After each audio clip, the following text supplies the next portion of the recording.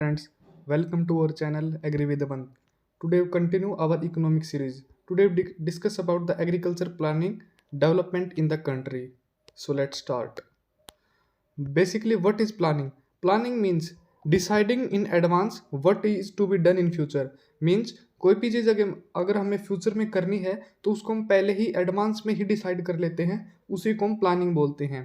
अगर हम agriculture planning की बात करें तो ये क्या होता है? Planning agriculture mainly looked for after the planning commission.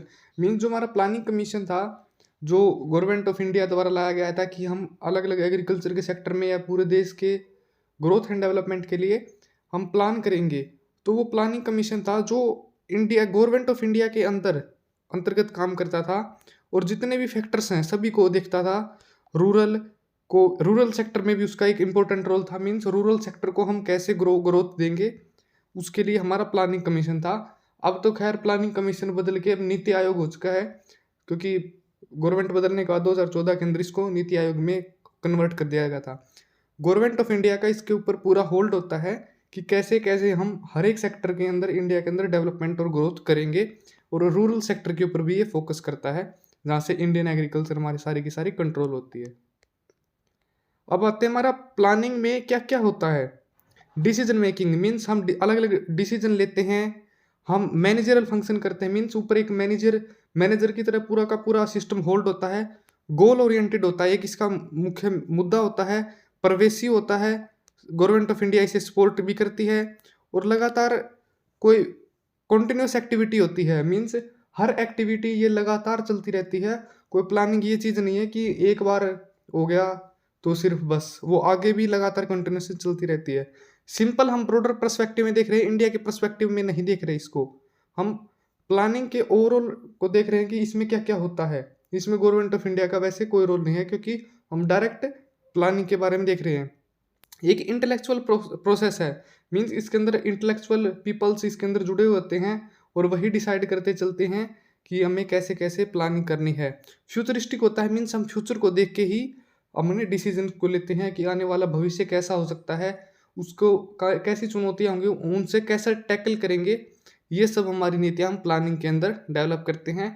Decision हो गया, मैनेजर फंक्शन हो गया, गोल ओरिएंटेड हो गया, परवेसिव हो गया, कॉन्टिन्यूस एक्टिविटी है, ये लगातार इंटेलेक्चुअल प्रोसेस है, और फ्यूचरिस्टिक है, मीन्स भविष्य को देखते हुए हम उसको निर्धारित करते हैं। अब हमारा आता है इंडिया का बेसिकली एग्रीकल्चर में कैसे कैसे था। अर्ली 20th सेंचुरी थी हमारी, इसके अंदर हमारा कोई इतना ज़्यादा कोई खास वो नहीं हुआ, डेवलपमेंट नहीं हुआ। फिर हमारा रॉयल कमीशन ऑन एग्रीकल्चर आया 1928 के अंदर, जो ब्रिटिश से लेके आए थे। फिर 1929 के अंदर हमारा आईसीआर की स्थापना हुई। फिर एम विश्वराय आए 1934 में। फिर हमारा इकोनॉमिक प्रोग्राम कमेटी आया 1947 के अंदर, प्रधानमंत्री जवाहरलाल नेहरू जी के अंडर में इकोनॉमिक प्रोग्राम आया। फिर हमारा 1950 के बाद हमारा प्लानिंग कमीशन आ गया, और अब हमारा अब तो वो नीति आयोग बन चुका है 2014 के बाद में। ठीक, अब आता हमारा what is agriculture development. Efforts made to increase farm production.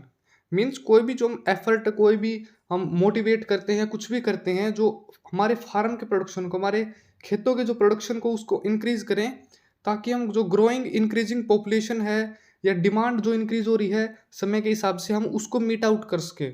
ये हमारा एग्रीकल्चर डेवलपमेंट होता है। ये एग्रीकल्चर डेवलपमेंट की एक छोटा सा पर्सपेक्टिव है, एक डेफिनेशन है। अब हमारे आते हैं एग्रीकल्चर डेवलपमेंट के लिए हमारे क्या क्या हुआ था आज तक। देखो, सबसे पहले हमारे लैंड रिफॉर्म्स आए, उसके बाद नेफेड आया हमारा, नेफेड हो गया, एनएससी हो गया, नेशनल सीड कॉर्पोरेशन। ये सब हम आगे देखेंगे क्या क्या था इसमें। 1963 के अंदर ये आ गया हमारा, नेफेड आ गया 1958 के अंदर, और एनएससी, एनसीडीसी, एआरसी ये हमारा 1963 के आगे। फिर हमारा FCI food corporation of India आ गया 1965 के अंदर। फिर हमारा हाई यील्डिंग वेराइटीज प्रोग्राम आ गया 1967 के अंदर।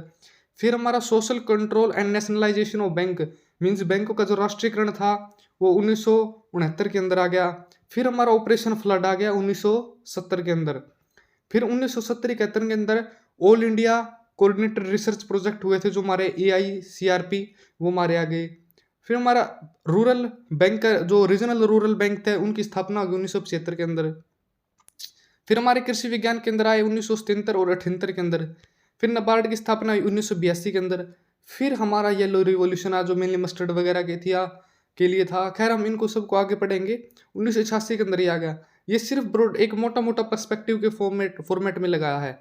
फिर हमारे आते हैं LPG reforms, liberalisation, privatisation, globalisation. 1991-92 के अंदर पीवी नरसिम्हा राव जी के अंडर में उस समय हमारे मनमोहन वित्त मंत्री थे। इसमें बेसिकली क्या था, लिबरलाइजेशन मतलब क्या है, हम प्राइवेटाइजेशन और ग्लोबलाइजेशन, हम लिबरलाइजेशन के थ्रू हमारी इकोनॉमिक पॉलिसीज पहले थोड़ी सी हार्ड थी कि हम प्राइवेट कंपनियों को इतना ज़्यादा बढ़ावा नहीं देते थे, लेकिन इनके आने के बाद हमारी जो प्राइवेट सेक्टर का हमारी इकोनॉमी के अंदर रोल बढ़ने लगा, मीन्स हम कैपिटलिज्म की तरफ बढ़ने लगे। ग्लोबलाइजेशन मीन हम पूरे के पूरे वर्ल्ड को कवर करेंगे, हम ट्रेड को एक्सपेंड करेंगे, हम इंपोर्ट को बढ़ाएंगे, एक्सपोर्ट को भी बूस्टअप करेंगे। ये हमारा एलपीजी रिफॉर्म्स के था। फिर हमारा किसान क्रेडिट कार्ड आता है 1998-99 के अंदर। फिर हमारा प्रधानमंत्री फसल बीमा योजना आता है 2016 के अंदर किसानों की फसलों के लिए। फिर हमारा इनाम आता है जो नेशनल एग्रीकल्चर मार्केट थी। फिर हमारा जो 2020 के अंदर जो कृषि बिल आए थे, खैर वो तो अब वापस रिपील हो गए हैं। ये सब के सब हमारा एक ओवरव्यू था सिर्फ और सिर्फ जो एग्रीकल्चर के अंदर जो जो डेवलपमेंट हुई है। अब हमारा हम एम सबको एक बार डिटेल में देखते हैं। अब हमारा लैंड रिफॉर्म्स देखो।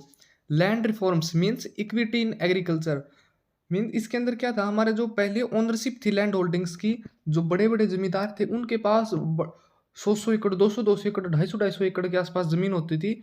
उसको हमें एक रीडिस्ट्रीब्यूट किया, उस लैंड को रीडिस्ट्रीब्यूट किया मीन्स दोबारा से उसका बंटवारा किया, क्योंकि कुछ ही वर्ग के पास ज़्यादातर ज़मीनें थी। हमारी बाकी जो वर्ग थे, पिछड़े हुए वर्ग थे, उनके पास कुछ भी नहीं था। जो छोटे किसान थे उनके पास 1 एकड़ 2 एकड़, और जो बड़े बड़े जमींदार थे उनके पास बहुत ज़्यादा लैंड थी। तो इसी को हमने एक दोबारा रीडिस्ट्रीब्यूट किया। मीन्स इस ऐसे नहीं चलेगा, क्योंकि देश कुछ ही वर्ग अगर आगे बढ़ता रहा तो दोबारा सारा का सारा बाकी देश तो पीछे रह जाएगा। तो उस रिच और पुअर वाले गैप को काउंटर करने के लिए ये गवर्नमेंट ऑफ इंडिया द्वारा वैसे इनिशिएट किया गया था, लेकिन प्रॉपरली गवर्नमेंट ऑफ इंडिया का इसमें रोल हम कह नहीं सकते कुछ हद तक, क्योंकि हमारे साउथ इंडिया के अंदर ये ज़्यादा हुआ, नॉर्थ इंडिया के अंदर थोड़ा ये कम हो पाया।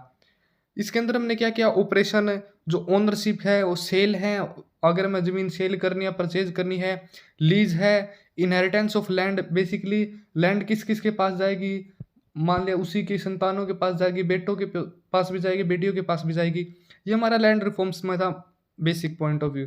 इंडिया एक वास्ट डेफिशिएंसी है और इरेगुलर अरेंजमेंट, हमारे कुछ ही स्पेशल जो कास्ट है वगैरह, इन कुछ ही कास्टों के पास ज़्यादा ज़मीनें थी, कुछ ही लोगों के पास ज़्यादा ज़मीनें थी, और कुछ बिल्कुल बैकवर्ड थे। इसी को हमने एक इसे काउंटर किया इस चीज़ से। Huge mass of rural below poverty के रह रही थी, एक पॉवर्टी लाइन होती है उससे बहुत बड़ी जनसंख्या हमारी उससे नीचे रह रही थी। और पॉलिटिकल डिस्प्यूट्स भी थे हमारे लैंड रिफॉर्म्स के लेकर, क्योंकि जो बड़े बड़े जमींदार थे उनके पास पैसा भी था, पावर भी थी, पॉलिटिकल अप्रोच भी थी, तो उन्होंने कुछ हद तक इसको लागू भी नहीं होने दिया। बाकी जहाँ तक हो उसका इसको लागू भी किया गया, मेनली साउथ इंडिया के ऊपर ये ज़्यादा फैला वहाँ पे लैंड रिफॉर्म्स। फिर हमारा आता है हाई यील्डिंग वेराइटीज़ प्रोग्राम। इसके अंदर हमने जो HYVP था हमारा, इसके अंदर हमने जो ज़्यादा पैदावार देने वाली वेराइटीज़ थी उनको इंडिया के अंदर ही डेवलप करना स्टार्ट कर दिया हमने। 1967 में हमने स्टार्ट किया था, और हमारा ये मोटिव था कि हम 1970-71 के अंदर हमारा देश को सेल्फ सफिशिएंट बना देंगे फूड ग्रेन के मामले में। मेन फोकस क्या था, increase the productivity of food grain by adopting latest variety of input of crops. इसके अंदर हम लेटेस्ट वेराइटीज़ को अपनाएंगे ताकि हम फूड के अंदर सेल्फ सफिशिएंट हो सके हमारा देश, हमें इंपोर्ट के ऊपर निर्भर ना रहना पड़े, क्योंकि इंडिया पहले दूसरे कंट्रीज से फूड को इम्पोर्ट करता था, गेहूँ को इम्पोर्ट करता था, जैसे USA से। ये हमारा हाई यील्डिंग वेराइटीज़ प्रोग्राम था। फिर हमारा आया social control and nationalisation of bank, means जो सामाजिक कंट्रोल है और जो नेशनलाइजेशन है बैंक का, मीन्स बैंकों का हम राष्ट्रीयकरण आया, ये इंदिरा गांधी जी के समय हुआ था। Process of transforming bank from simply financial entities to social institute, means पहले इस एक छोटे से फाइनेंशियल इंस्टीट्यूट के उत्तर होते थे, कुछ जो बड़े लोग हैं उन्हीं का इसके अंदर पैसा इन्वेस्ट होता था, बाकी लोगों का बैंकों से कोई लेना देना ही नहीं था। जो बड़े बड़े व्यापारी थे, बड़े बड़े सेठ थे, उन्हीं का इसमें इन्वेस्टमेंट होती थी और वही ट्रांजैक्शंस वगैरह कुछ भी करते थे। फिर हमने इसको इस फाइनेंशियल इंस्टीट्यूट से बदल के सोशल इंस्टीट्यूट कर दिया, मीन्स पूरे समाज के लिए, भलाई के लिए ही हम बैंकों का यूज़ करेंगे। Nationalisation of bank, taking a bank owned by private sector into the public ownership. Means हमने बैंकों को, जो प्राइवेट बैंक थे, उनको शिफ्ट कर दिया पब्लिक की तरफ। मीन्स पूरी की पूरी भारत सरकार का इनके ऊपर कंट्रोल होगा, ताकि हम पूरी जनता के को इसे कवर कर सके। क्योंकि गवर्नमेंट ऑफ इंडिया ने मेजॉरिटी स्टेक गवर्नमेंट इसका परचेज कर लिया बैंक का। मीन्स बैंकों में अपनी हिस्सेदारी 50% से भी अधिक कर ली भारत सरकार ने। तो इससे हमारा बैंकों का राष्ट्रीयकरण नॉर्मली हो गया, क्योंकि अगर जिसकी भी पार्टनरशिप 50% से ज़्यादा होती है, वही उसका मेन मालिक बन जाता है। नेशनलाइजेशन ऑफ बैंक का मेन एम क्या था? Governing the service of bank toward the betterment of nation and protective manner in A protective manner. Means हम देश के विकास के लिए, देश की भलाई के लिए हम ये सब कर रहे हैं, और एक प्रोटेक्टिव मैनर में। ये हमारा इसका मेन मोटिव था। फिर हमारा आता है ऑपरेशन फ्लड। ऑपरेशन फ्लड के अंदर क्या था बेसिकली? ये इसको हम वाइट रिवॉल्यूशन भी कहते हैं। हमारा मेन एम क्या था कि हम ताकि बूस्टअप करें हमारे मिल्क के प्रोडक्शन को, दूध के उत्पादन को हम तेज़ी के साथ बढ़ाएं, ताकि हमारे देश की जो डिमांड बढ़ रही है उसको हम काउंटर कर सकें, और न्यूट्रिएंट की जो डेफिशिएंसी है हमारे ह्यूमंस के अंदर भी, उसको भी काउंटर कर सकें। इसको वाइट रिवॉल्यूशन का नाम भी दिया गया, और इसे कॉमनली ऑपरेशन फ्लड के नाम से भी जाना जाता है। वाइट रिवॉल्यूशन के टाइम पे इंडिया को सेल्फ डिपेंडेंट मिल्क प्रोडक्शन में बढ़ाना था हमें, कि हमारा देश को दूध कहीं से इंपोर्ट न करना पड़े, हमें खुद ही वो हमारे पास कैपेसिटी हो। इंडिया वर्ल्ड का आज लार्जेस्ट प्रोड्यूसर बन चुका है, और डॉक्टर वर्गीस कुरियन इसके फादर थे हमारे वाइट रिवॉल्यूशन के, और इन्हीं की मदद से हमारा देश, हमारे मिल्क जो सफिशिएंट हो पाया, डॉक्टर वर्गीस कुरियन की हेल्प से। फिर हमारे आते हैं AICRP, means all India coordinated research project. इसका मेन ऑब्जेक्टिव क्या था कि हम इंडिया के अंदर ब्रीडर सीड को ज़्यादा से ज़्यादा, जितनी भी हमारे देश की रिक्वायरमेंट है उसके हिसाब से हम ब्रीडर सीड को उत्पादन कर पाएँ, क्योंकि ब्रीडर सीड से ही आगे चल के सारे सीड बनते हैं, और हमारी क्वालिटी सीड प्रोडक्शन भी हो पाए, हमारे सारी की सारी जो एग्रीकल्चर क्रॉप्स हैं कंट्री के अंदर। और क्या इसका दूसरा ऑब्जेक्टिव क्या था? To conduct and coordinate and monitor research of different aspect of seed science and technology. Means जो अलग अलग हमारे सीड साइंस और टेक्नोलॉजी के अंदर जो जो एस्पेक्ट हैं, हमारा सीड को प्रोड्यूस करना है, उसका मैनेजमेंट है, उसको कोऑर्डिनेट वगैरह सब कुछ करना है, हम उसको मॉनिटर करेंगे, उसकी देखभाल सब करेंगे। ये भी इसका एक मेन ऑब्जेक्टिव था, ताकि देश के अंदर जो सीड से रिलेटेड जो डेफिशिएंसी हम उसको पूरा कर पाए, और इंडिया सेल्फ सफिशिएंट हो सके इसमें। फिर हमारा आता है रीजनल रूरल बैंक, RRB, जो ये गवर्नमेंट ओन्ड होते थे, और scheduled communal bank in India that operate at regional level in different state of India. जो हमारे ग्रामीण स्तर हैं, रीजनल लेवल हैं, उनके ऊपर हमें बैंकों को स्थापित करना था, ताकि हम जो रूरल पीपल हैं उनको बूस्टअप दे सकें। ये बैंक किसके द्वारा ओनरशिप थी इसकी? इसका ओनर कौन था, मालिक कौन था? मिनिस्ट्री ऑफ फाइनेंस, जो हमारा वित्त मंत्रालय है, ये इसका मेन क्या था? हेड था। देवर क्रिएटेड टू, इनका मेन मोटिव क्या था? ताकि रूरल एरियाज के अंदर बेसिक बैंकिंग और फाइनेंशियल सर्विसेज को हम इम्प्रूव कर सकें, लोगों के पास ट्रांजैक्शन करने के लिए सुविधाएं हों, और लोग ट्रांजैक्शन कर सकें, लोन ले सकें, क्रेडिट डिपॉजिट ये सब कर सकें। ये इसको इम्प्रूवमेंट के लिए हमने RRB को इस्टेब्लिश किया था। और वैसे RRB की अर्बन ब्रांचेज भी हैं, लेकिन वैसे ये रूरल के लिए बनाया गया था। फिर हमारा आता है KVK का समय, कृषि विज्ञान केंद्र। इनको हम KVKs कहते हैं, या एग्रीकल्चर साइंस सेंटर्स कहते हैं, क्योंकि KVK को आप इंग्लिश में करोगे तो कृषि मीन्स एग्रीकल्चरल, और विज्ञान मीन्स साइंस, एंड केंद्र मीन्स सेंटर। ये हमारा एग्रीकल्चर साइंस सेंटर हो गया।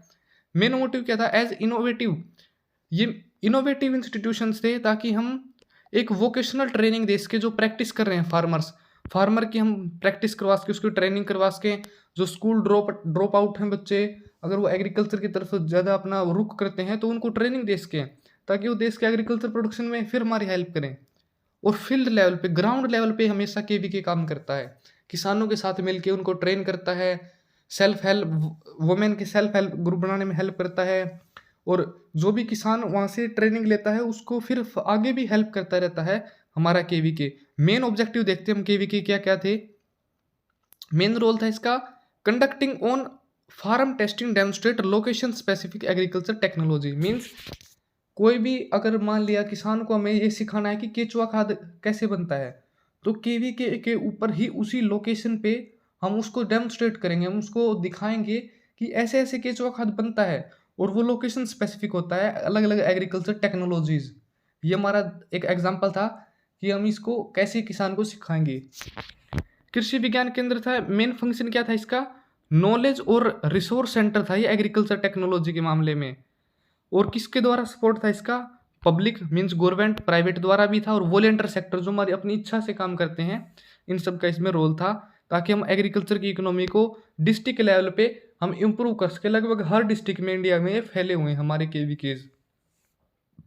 ये नॉलेज का हब थे, रिसोर्स सेंटर थे एग्रीकल्चर के मामले में, और किसानों को ट्रेन करते थे ग्राउंड लेवल पे। फिर हमारा आता है नबार्ड का समय। NABARD means national bank for agriculture and rural development. जो भी बैंक एग्रीकल्चर और रूरल डेवलपमेंट से रिलेटेड थे वो हमारे नबार्ड थे। कब इस्टेब्लिश हुए थे, 12 जुलाई 1982 के अंदर पार्लियामेंट के अंदर एक्ट लाया गया, उसको उस बिल को पास किया गया, उसके बाद इनकी स्थापना हुई 1982 के अंदर। डेट याद रखना, 12 जुलाई 1982। नबार्ड एक डेवलपमेंट बैंक है बेसिकली। इसका मेन काम क्या है, क्रेडिट देना और दूसरी फैसिलिटीज देना, किसके लिए, ताकि हम प्रमोट कर सके और डेवलपमेंट कर सके एग्रीकल्चर की। छोटे स्मॉल लेवल इंडस्ट्रीज की, जो छोटे उद्योग हमारे, जो कॉटेज इंडस्ट्री हैं, विलेज इंडस्ट्री हैं, मान लिया कोई वीवर है, बुनकर है, या कोई भी हमारा दूसरा एग्रीकल्चर से रिलेटेड व्यक्ति है, या फिर छोटी इंडस्ट्री से रिलेटेड व्यक्ति है, ताकि हम उसको सपोर्ट करें, फाइनेंशियल उसको सपोर्ट कर सकें, ताकि वो अपने बिजनेस को आगे बढ़ा सके और देश की इकोनॉमी में कंट्रीब्यूट कर सके। हैंडीक्राफ्ट्स हमारे बुनकर हैं, रूरल क्राफ्ट्स हैं, और दूसरी इकोनॉमिक एक्टिविटीज़ हैं, मान लिया हमारी बी कीपिंग है, मशरूम कीपिंग है। इन फार्मर्स को हम लोन प्रोवाइड करेंगे ताकि अपने बिजनेस को बड़े लेवल पर लेके जा सकें। मेन एम क्या था इसका, प्रमोट करना इंटीग्रेटेड रूरल डेवलपमेंट को, मीन्स जो ग्रामीण विकास है उसको दृढ़ता के साथ आगे बढ़ाना इसका मेन मोटिव था। और securing prosperity in rural areas, means ग्रामीण इलाकों के अंदर खुशहाली लेके आया जाए, ये इसका एक मेन मोटिव था। ये हमारा नबार्ड था, ये एग्रीकल्चर और रूरल डेवलपमेंट से रिलेटेड बैंक है। फिर हमारा आता है येलो रिवॉल्यूशन, मीन्स पीली क्रांति बेसिकली इसको बोलते हैं। 1986-87 के अंदर ये आया। मेन मोटिव क्या था इसका, हम प्रोडक्शन को इंक्रीज करेंगे, एडिबल ऑयल, मस्टर्ड, सीसेम और दूसरे सेल्फ रिलायंट बनेंगे हम इनके अंदर। इससे रिलेटेड था हमारा येलो रिवॉल्यूशन। ये एक तरीके से अगर हम कहें तो ये कामयाब भी हुआ सरसों के मामले में, लेकिन आज भी इंडिया ऑयल सीड्स के मामले में बहुत दूसरे कंट्रीज के ऊपर अपने इंपोर्ट्स के लिए डिपेंडेंट है। मलेशिया हो गया, थाईलैंड हो गया, इन देशों, क्योंकि हम बड़े लेवल पर पाम ऑयल को इंडिया के अंदर इंपोर्ट करते हैं। लेकिन हमारे सरसों की अगर बात करें तो उसमें इसने एक हमारा बूस्टअप दिया है देश के अंदर ऑयल प्रोडक्शन को। जो शाम पित्रोदा थे ये इसके फादर थे येलो रिवॉल्यूशन के इंडिया के अंदर। और येलो रिवॉल्यूशन का मेन टारगेट क्या था, 9 ऑयल सीड के ऊपर था। कौन कौन से, ग्राउंडनट मूंगफली, मस्टर्ड, सरसों गया हमारा, सोयाबीन, सैफलावर, सीसेम तिल, सनफ्लावर, लिनसीड अलसी वगैरह, और कैस्टर आरंड। ठीक है, इन सब के ऊपर इसका मेन फोकस था, 9 ऑयल सीड के ऊपर। लेकिन सबसे ज़्यादा फोकस किस पे था, हमारा मस्टर्ड और रेप सीड पे इसका फोकस था। उसे से इसका नाम लिया गया है येलो रिवॉल्यूशन, ताकि इंडिया सेल्फ सफिशिएंट बन सके हमारी ऑयल नीड्स को पूरा करने के लिए। फिर हमारे आते हैं केसीसी, किसान क्रेडिट कार्ड। ये स्कीम 1998 के अंदर लॉन्च हुई। और किसान क्रेडिट कार्ड का क्या था main motive, farmers on the basis, ये किसानों के अपने लैंड होल्डिंग्स के बेसिस पर उनको एक लोन प्रोवाइड करने का काम करता था, ताकि वो अपने एग्रीकल्चर के परचेज है, जैसे इनपुट है, कोई भी सीड अगर वो परचेज करना चाहता है, उर्वरक, फर्टिलाइजर, हमारे पेस्टिसाइड हैं, कीटनाशक, फंगिसाइड हैं, इन सब को परचेज करने के लिए, ताकि उसके पास कुछ तो इनकम आए। किसान के पास, हमारे जो छोटे किसान, उनके पास इतनी सेल्फ सफिशिएंट नहीं है वो कि वो खुद ही परचेज कर सकें। तो उसको देखते हुए ये स्कीम बनाई गई थी। और जो कैश को ड्रॉ कर सके अपनी ज़रूरत के हिसाब से, एक लिमिट थी इसकी, और अपनी लैंड होल्डिंग के हिसाब से डिवाइड किया गया था।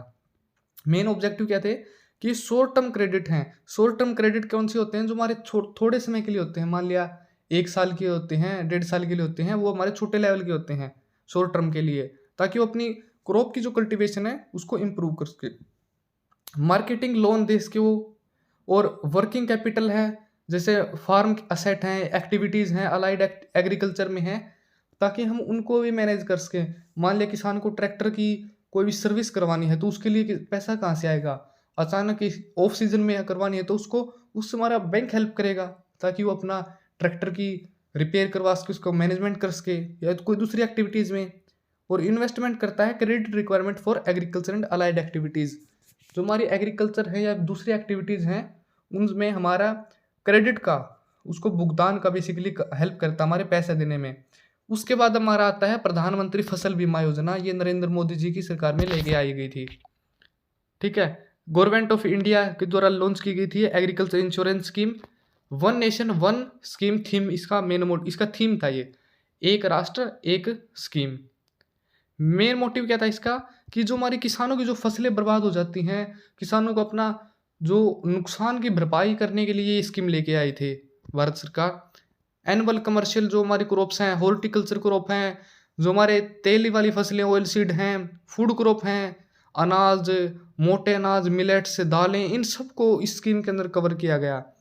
और पीएम ये प्रधानमंत्री फसल बीमा योजना का क्या था, वो है मीन्स जो जिन किसानों ने हमारे बैंक से, इंस्टीट्यूट से, किसी से लोन नहीं लिया, हमारे बैंक से लोन लिया है, उनके लिए ऑप्शनल है। लेकिन जिन किसानों ने बैंक से ये लोन ले रखा है, इंस्टीट्यूट लोन ले रखा है, तो उनके लिए कंपलसरी था।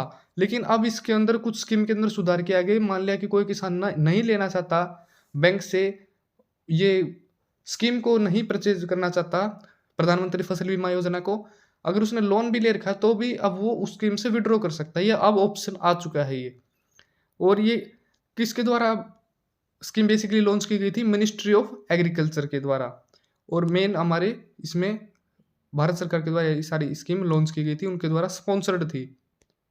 ये हमारा प्रधानमंत्री फसल बीमा योजना था। अब हमारा आता है ई नाम। ई नाम means national agriculture market. E means ये इंटरनेट से गवर्न होता है, हमारा टेक्नोलॉजिकल सपोर्ट है इसके। ये प्राइम मिनिस्टर ऑफ इंडिया द्वारा लॉन्च की गई थी अप्रैल 2016 में।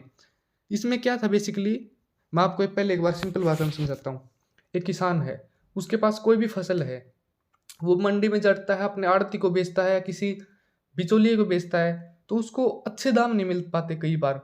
तो अगर वही किसान किसी भी आड़ती के पास जाएगा, वो उससे फर्दर उसको उसके क्वालिटी के हिसाब से रजिस्टर करेगा, उसको ई प्लेटफॉर्म पे ऊपर, गवर्नमेंट इसका ई नाम के प्लेटफॉर्म के ऊपर रजिस्टर करेगा। और वहाँ से उस किसान की क्वालिटी के हिसाब से पूरे देश के अंदर से व्यापारी उसकी बोली लगाएंगे।